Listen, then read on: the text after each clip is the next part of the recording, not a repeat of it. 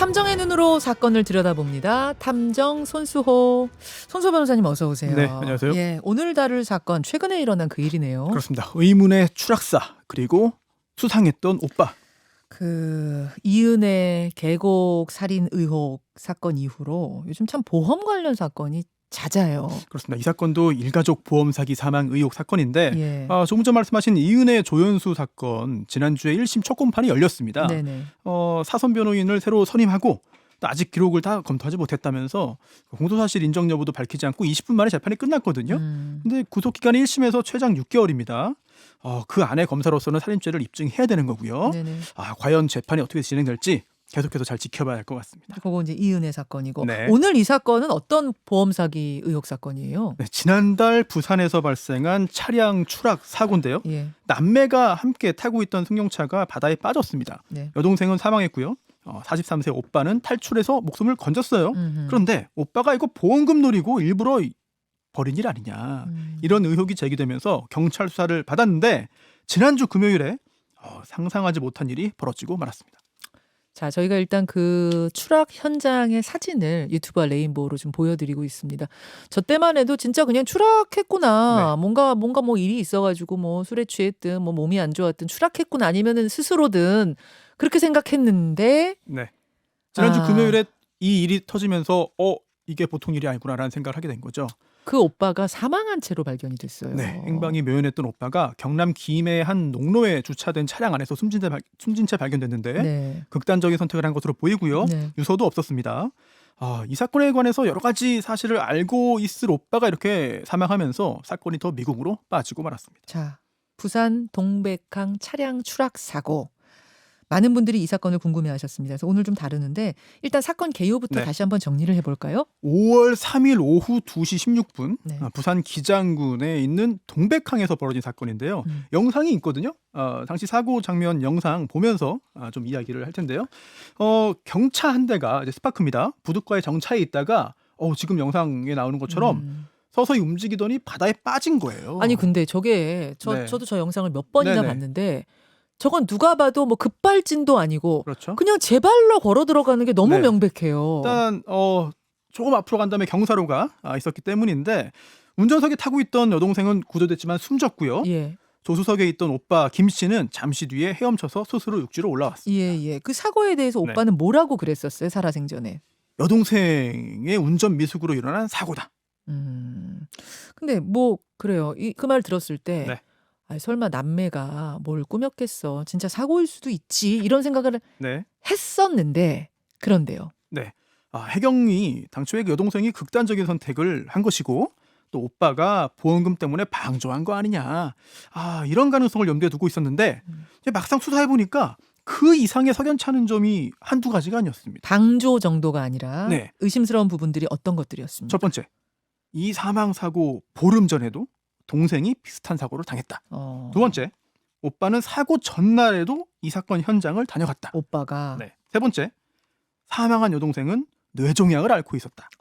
네 번째, 오빠는 이 여동생의 보험 한도를 증액하고 보험금 수령인을 자신으로 변경했다. 허허. 네. 이런 정황들이 확인된 거죠. 그러니까 처음에도 혜경은 그냥 둘이 그냥 극단적 선택한 게 아니라 네. 보험금 노리고 여동생이 극단적 선택을 보험금 노리고 하고 오빠는 그냥 방조 요 정도로 봤다가 네. 그 이상이네 이제 이렇게 된 거예요. 그렇습니다. 하나하나 좀 풀어가 보죠. 네, 그렇죠. 보름 전에 비슷한 사건이 있었다는 건 뭐예요? 네, 4월 18일에요. 부산 강서구의 둔치도 부근에서 여동생의 티볼리 승용차가 바다에 빠졌습니다. 그러니까 드러난 것만 해도 두 번의 추락이 있었던 거죠. 그러네요. 그 사고 후에 오빠가 보험사에 전화 걸어서 이 보험 대상을 문제의 스파크 차량으로 변경했습니다. 스파크도 동생 차였어요? 아니면 뭐 오빠 차예요? 그게 아니고요. 네. 제3의 인물 43세 여성 조모 씨의 차량인데 이 조 씨가요. 오빠의 동거녀입니다.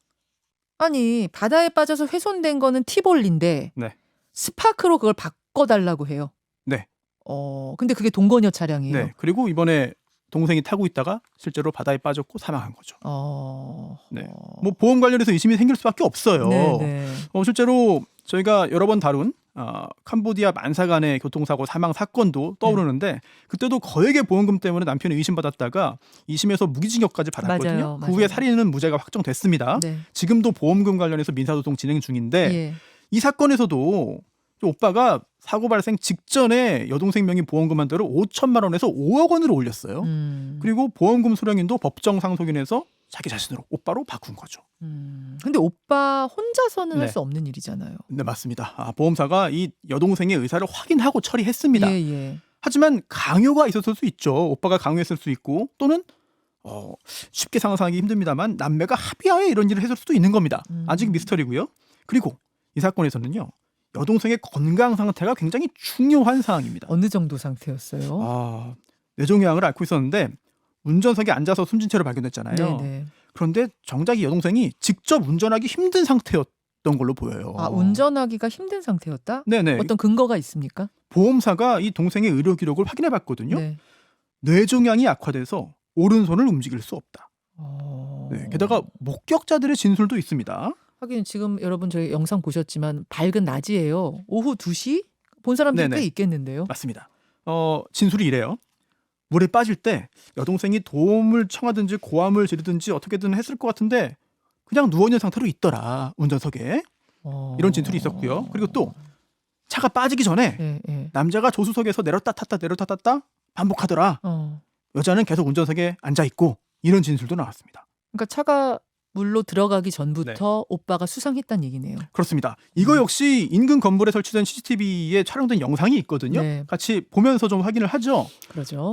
오빠가 사고 직전에 저 차량 조수석에서 내립니다. 내려서 뭔가 짐을 빼죠. 음흠. 트렁크에서도 빼고. 네, 그러네요. 네, 그리고 차량 밖에 잘 보관을 해요. 네. 그리고 그 후에 50분쯤 지나서 차가 물에 빠진 겁니다.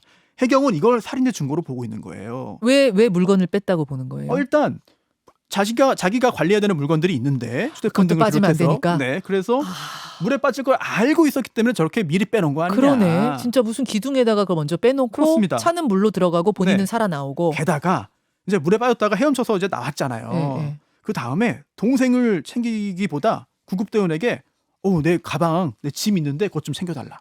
이런 부탁을 해요. 그래서 해경은 이런 정황들을 종합해서 김 씨가, 그러니까 오빠가 살인을 미리 계획하고 실행한 것이다 라고 봤습니다. 그러면은 지금 여동생이 저기 앉아 있기는 한 거잖아요. 그렇죠. 운전석에 있었죠. 그러면 여동생이 네. 운전은 직접 한 거라고 보는 거 아니면 그것도 옆에서 뭐 오빠가 이렇게 해줬을 수도 있다는 거예요. 그래서요. 사실 네. 이런 정황만으로는 살인이라고 단정할 수는 없잖아요. 그러니까요. 그래서 해경이 직접 실험을 했습니다. 네, 이제 네. 비공개로 실험을 했는데 네. 그 결과 오빠가 차를 몰고 와서 네. 여동생을 운전석으로 옮기고 네. 오빠가 조수석에서 차량을 조작했을 가능성이 충분히 있다고 결론을 내린 거죠. 조수석에서 저렇게 해도 네. 저렇게 앞으로 전진할 수 있다. 근데 이제 차량이 물에 빠지는 실험이라고 한다면 저희가 떠오르는 사건이 있습니다. 네, 탐정에서도 다뤘던 여수 금오도 선착장 사건이죠. 맞아요. 그때도 거액의 보험금이 걸려 있었고 차가 물에 빠지면서 타고 있던 아내가 사망했잖아요. 네네. 1심 무기징역이었지만 2심에서 실험한 결과 이건 차가 스스로 빠졌을 가능성 배제할 수 없다고 봐서 결국 살인 무죄가 확정됐죠. 네. 하지만 이 사건에서는요. 실험 결과가 반대로 유죄의 증거가 되는 상황이 된 건데 게다가 이 오빠가 사건 발생 하루 전에 이 현장을 다녀갔습니다. 근데 무죄 추정의 원칙에 의하면 네네. 다른 일로 갔다 왔을 수도 있다. 뭐 이렇게 볼 네네. 수도 있는 거 아니에요? 실제로요. 오빠가 이 동백항을 평소에 자주 다녔습니다. 어. 하지만 휴대전화기 포렌식 결과 그리고 또 위치 추적 게다가 주변의 CCTV 영상을 분석한 결과 사고 전에 오빠가요.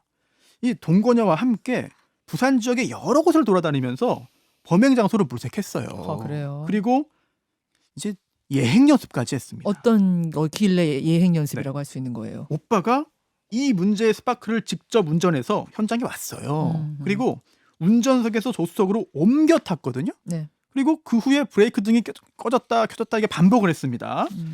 조수석에 옮겨 탔으니까 운전석에 아무도 없는 거거든요. 그렇죠. 그런 상황에서 차가 조금씩 움직이기도 했어요. 이게 다 영상으로 남아 있어요. 그 얘기는 조수석에 탄 다음에 네. 차를 운전할 수 있나 없나를 실험해 본 게 아닌가? 그렇게 짐작이 되는 거죠.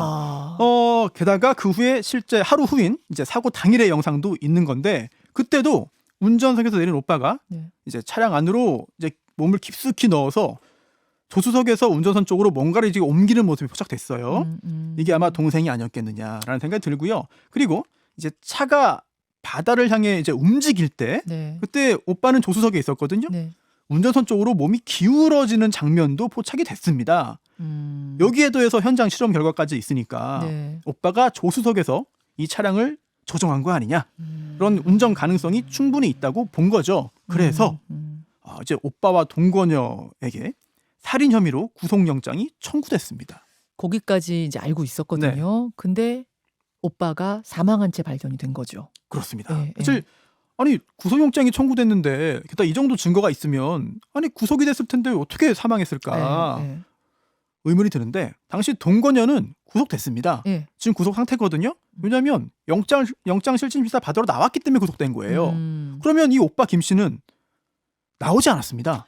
아, 둘이 같이 커플이 같이 나온 게 아니에요? 네. 오빠 김 씨는 출석을 안 했기 때문에 구속이 안 된 거예요. 그래서 잠적해 있다가 숨진 채로 발견된 거죠. 뭐 그렇게 되니까 이제 역시 계획 살인이었구나. 이렇게 이제 결론이 내려지는 거네요. 그렇습니다. 예, 네. 예. 그렇게 이제 의심을 하는 거죠. 네. 자, 그리고 이게 끝이 아니고요. 더 놀라운 사실이 하나 있습니다. 뭡니까? 이 김 씨뿐 아니라 이거 여동생까지 그 남매. 이 남매의 아버지의 죽음도 수상합니다. 아버지는 어떻게 돌아가셨는데요? 네. 이 여동생 사망을 수사하면서 보니까 네. 10달 전이에요. 작년 7월 15일 네. 부산 강서구 선악동강에서 발생한 이 김 씨 아버지 사망 사건도 다시 들여다봤거든요. 아버지 어떻게 돌아가셨어요? 비슷하게 물에 빠져서 사망했습니다. 하... 네.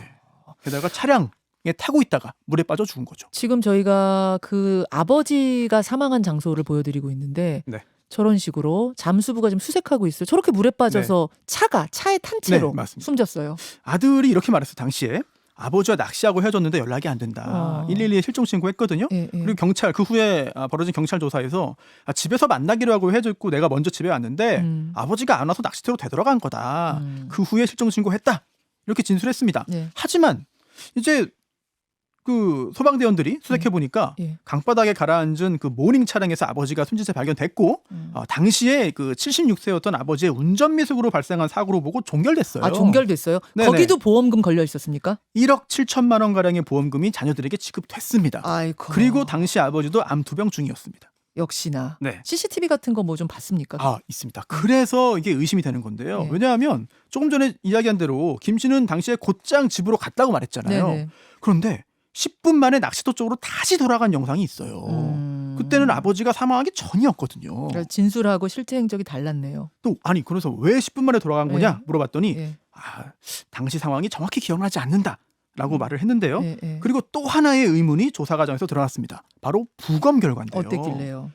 아버지 사체에서 수면 유도제인 졸피뎀 성분이 나왔습니다. 제가 이게 궁금했어요. 네. 아버지 혼자 타고 물에 빠졌는데 네. 그럼 어쨌든 아버지가 스스로 한 게 아니냐 저는 그게 궁금했는데 네. 수면 유도제를 먹였을 수 있다. 수면제를. 네네. 물론 이 정상적인 처방 범위를 넘긴 수준은 아니었다고 해요.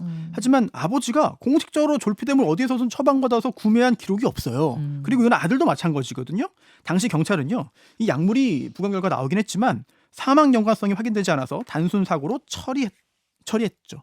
그렇게 됐군요. 근데 이번에 이제 이게 밝혀지면서 네. 다시 조사하게 된. 네.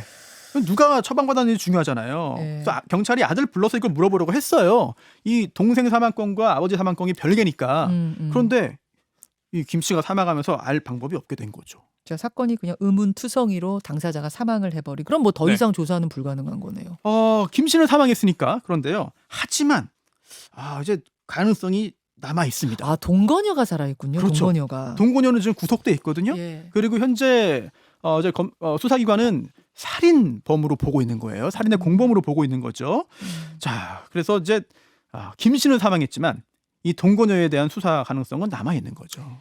자, 지금 뭐 사망한 상태긴 합니다만 이 사건이 좀 끝까지 명명백백히 밝혀졌으면 좋겠고요. 청취자 박명생님, 갈수록 보험 사기 치려는 사람들이 왜 이리 많은지 모르겠습니다. 참 유사한 사건이 많네요. 그러고 보니까. 네, 참 이 사건 아버지와 딸은 물에 빠져 죽고 아들은 스스로 목숨을 끊은 사건입니다. 기막힌 우연들이 겹친 건지 아니면 실제로 보험금을 노린 이 아들의 참 인륜을 저버린 악행인지 이 동거녀 조 씨가 입을 열어서 진실을 말하도록 네. 확실한 증거를 포착해서 압박하고 추궁할 수 있어야 하겠습니다. 여기까지 최근 발생했던 부산 동백항 의문의 차량 추락사 들여다봤습니다. 손수아 변호사 고맙습니다. 네.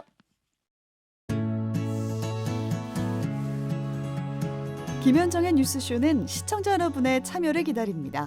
구독과 좋아요, 댓글 잊지 않으셨죠? 알림 설정을 해두시면 평일 아침 7시 20분 실시간 라이브도 참여하실 수 있습니다.